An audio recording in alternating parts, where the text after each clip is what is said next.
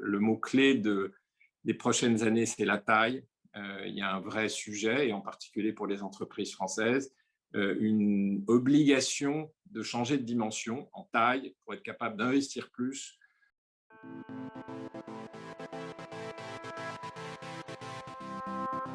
Eurazeo est une grande société d'investissement qui est cotée en bourse, dont la fonction économique est d'intermédier de l'épargne institutionnelle, de l'épargne privée, vers l'économie réelle, des startups, des PME et des ETI.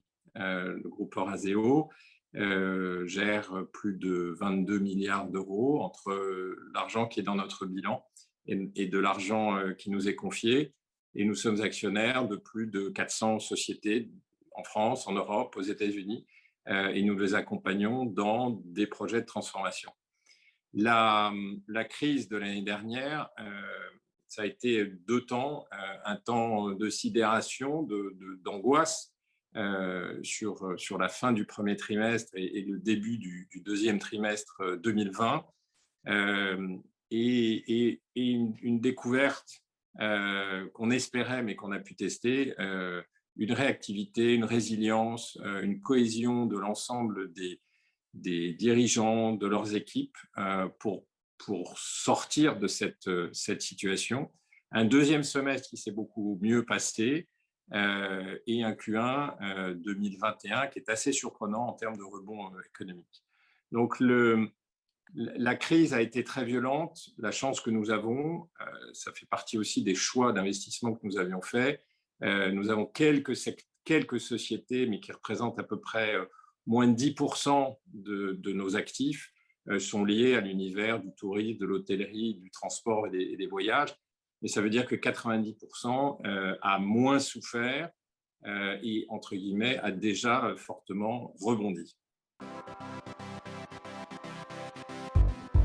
Toutes les entreprises ont été à la même enseigne.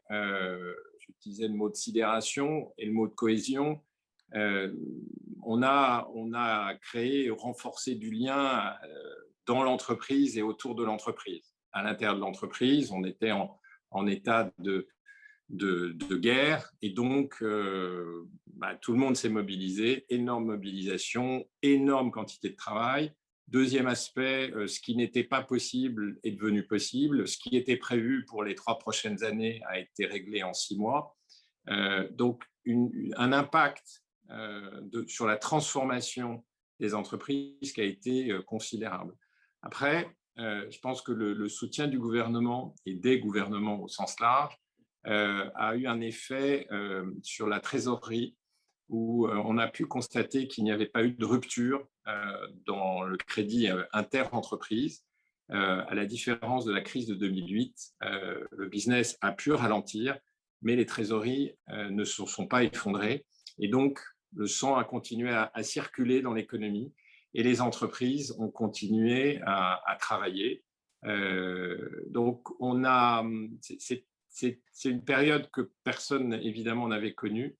Et c'est une période où les entreprises qui étaient déjà en bonne santé, bien organisées, et c'est un peu la fonction d'une société d'investissement, c'est de faire des choix sur des secteurs, des entreprises, des dirigeants, et de les aider à se structurer pour accompagner de fortes croissances.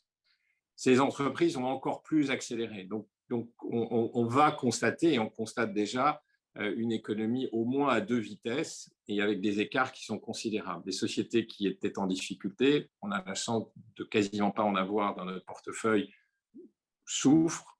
Certaines vont continuer à souffrir, et les entreprises qui allaient bien vont mieux, vont aller peut-être même encore mieux dans une logique de croissance. Le mot-clé des prochaines années, c'est la taille. Il y a un vrai sujet, et en particulier pour les entreprises françaises, une obligation de changer de dimension en taille pour être capable d'investir plus, parce que ce qui est devant nous, c'est énormément d'investissements, énormément de transformations, énormément d'international, de digital, de RSE. Enfin, le programme de travail pour les entreprises est gigantesque, et c'est là que le lien avec l'actionnariat professionnel de type private equity que nous incarnons offre à ces entreprises une capacité de soutien non seulement financier, évidemment, c'est notre première fonction, mais aussi d'accompagnement sur tous les sujets de croissance externe, internationalisation, digitalisation, RSE, organisation aussi des modes de management. Euh, on, Récemment, je disais qu'on n'a jamais autant travaillé à l'intérieur des entreprises, mais également chez nous. Je pense qu'on est sur un rythme qui a augmenté d'au moins 30% avec une productivité qui a gagné 50. Donc, on est tous à la manœuvre, très optimistes pour la suite, compte tenu de ce qu'on constate sur ce premier trimestre. Toutes les entreprises avec lesquelles on travaille ont un projet de croissance en 2021, ont des projets de croissance externe. C'est assez stupéfiant. Il va y avoir forcément des réallocations de capitaux vers moins de capitaux vers les secteurs les plus touchés et les plus en difficulté et qu'on va qualifier de l'ancien monde, et puis plus de capitaux vers les secteurs avec des méga-trends de croissance. Après, notre métier, il ne change pas fondamentalement. Nous, notre métier, c'est une rencontre entre du talent managérial, des projets de croissance et les savoir-faire d'une société d'investissement, des capitaux, du temps long et du support à la transformation. Donc ça ne va pas changer. Pour moi, ce qui change, c'est le nombre d'entreprises candidates à être accompagnées.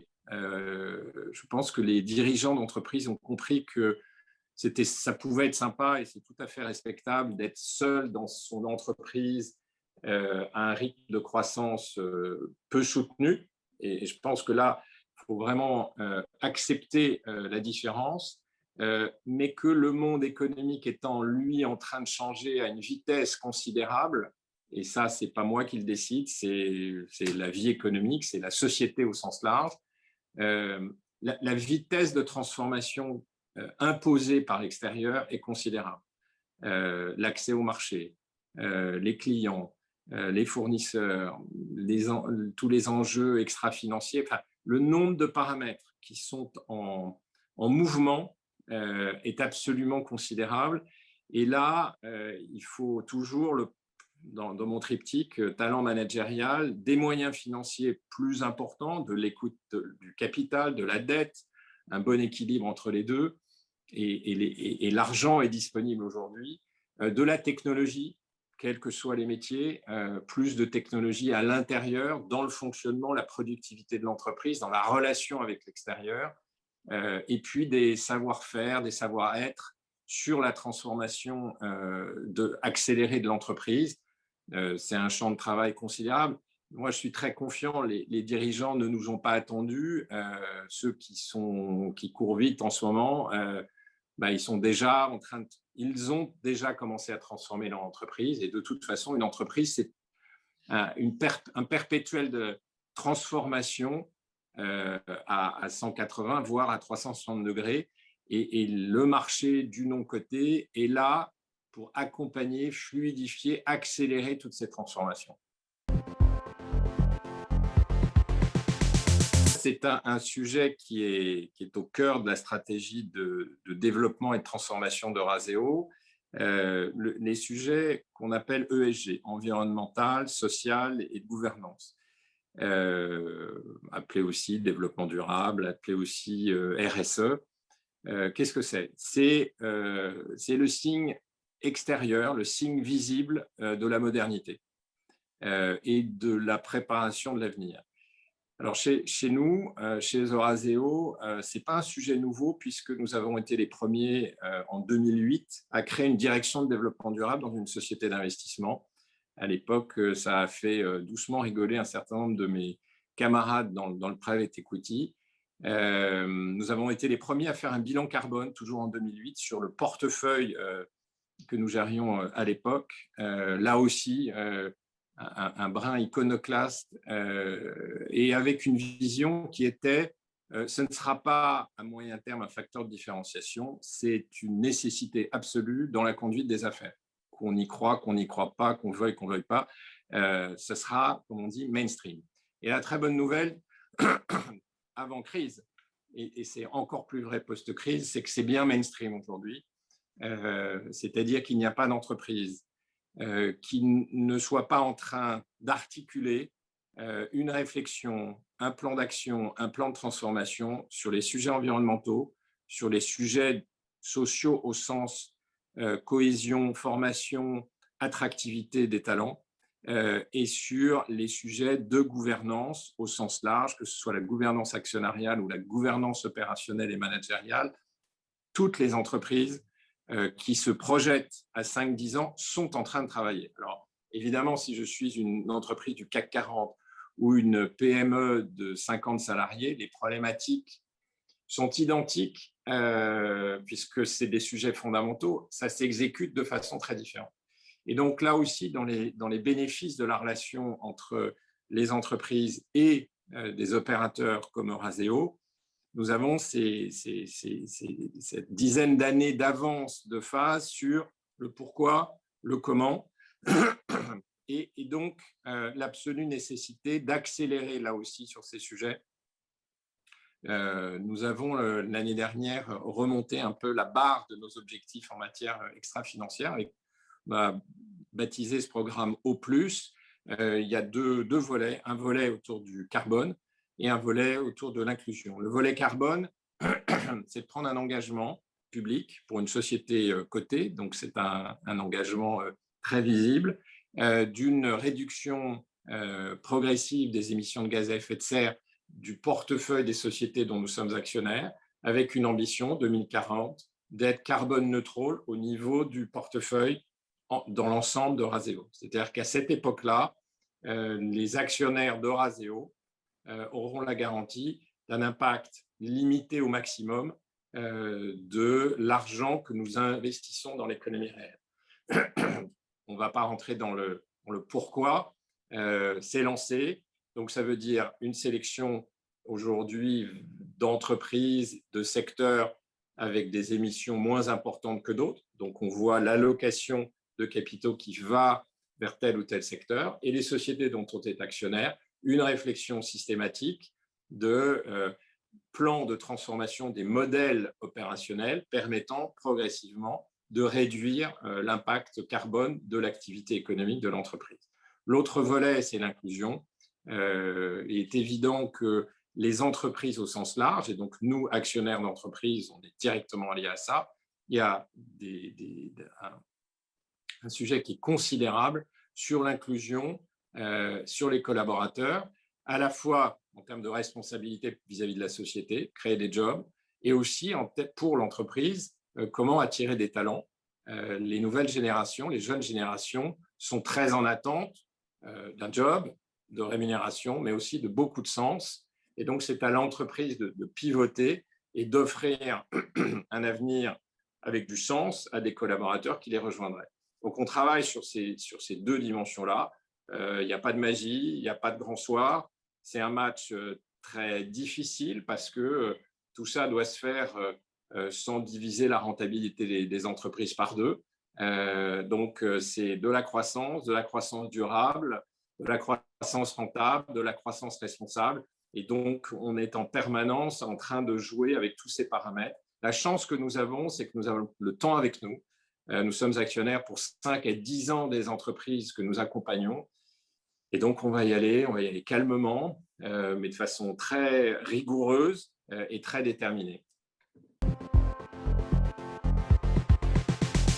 Vous avez noté que nous avons changé d'identité.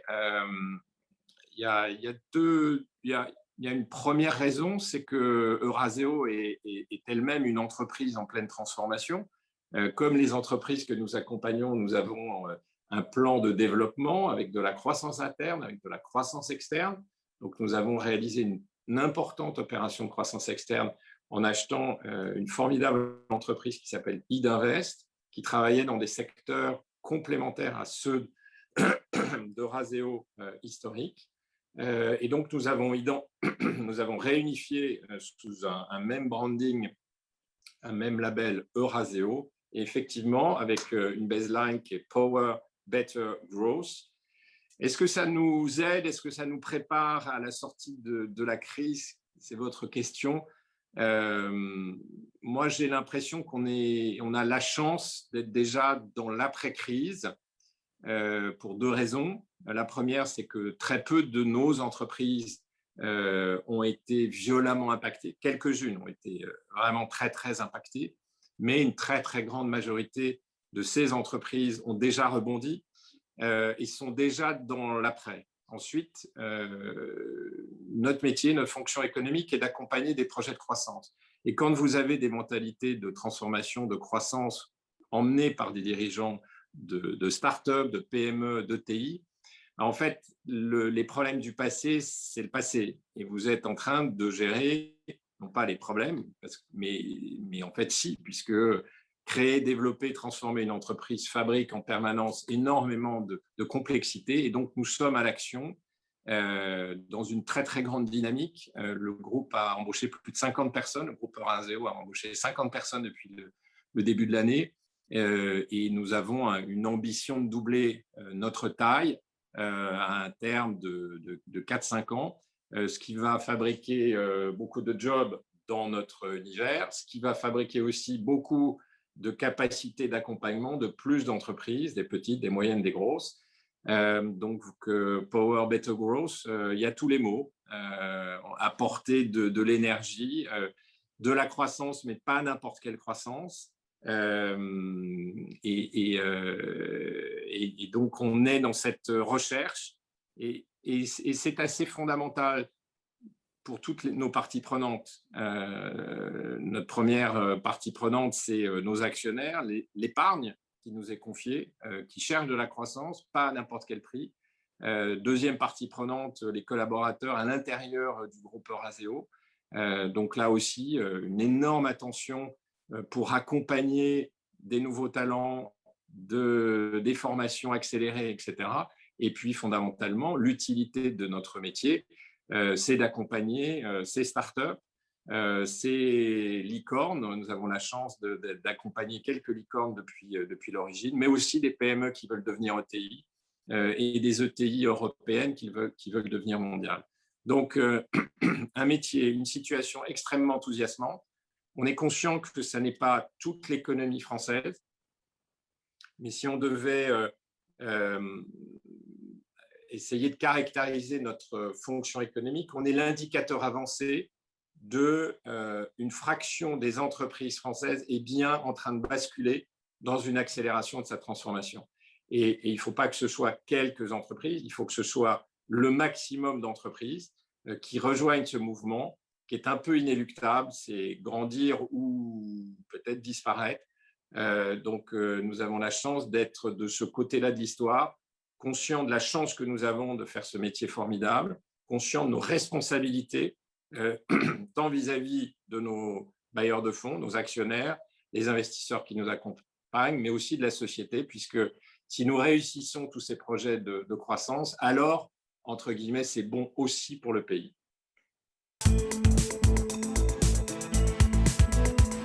Mes objectifs personnels, retrouver un peu de plaisir dans le boulot, non pas qu'on l'ait totalement perdu, mais on a travaillé depuis 1 an comme on n'avait jamais travaillé. Ça fait 1 an que j'ai l'impression d'être chargé d'affaires et que j'ai l'impression d'avoir 26 ans, ce que j'ai plus tout à fait. Donc, les humains chez nous, dans les entreprises, se sont vraiment engagés. Est-ce qu'on a souffert? Moins que d'autres, puisqu'à l'arrivée, c'est positif, là où pour d'autres, il y a des problèmes de survie. Les gens qui n'ont pas eu de boulot ont vraiment souffert. Nous, c'est physiquement, mentalement, notre niveau d'engagement a été considérable. Donc, j'aimerais qu'on retrouve un rythme un tout petit peu plus équilibré entre le pro, le perso. Voilà, on ne va pas moins travailler, mais il faut qu'on reprenne des habitudes de travail un tout petit peu plus raisonnables, parce que sinon, les corps et les esprits risquent de ne pas résister à ce rythme, même si, en anticipation, une très grosse partie de mon équipe et moi-même, nous avons couru des marathons. Donc, on a l'habitude de courir, pas très vite, mais très longtemps.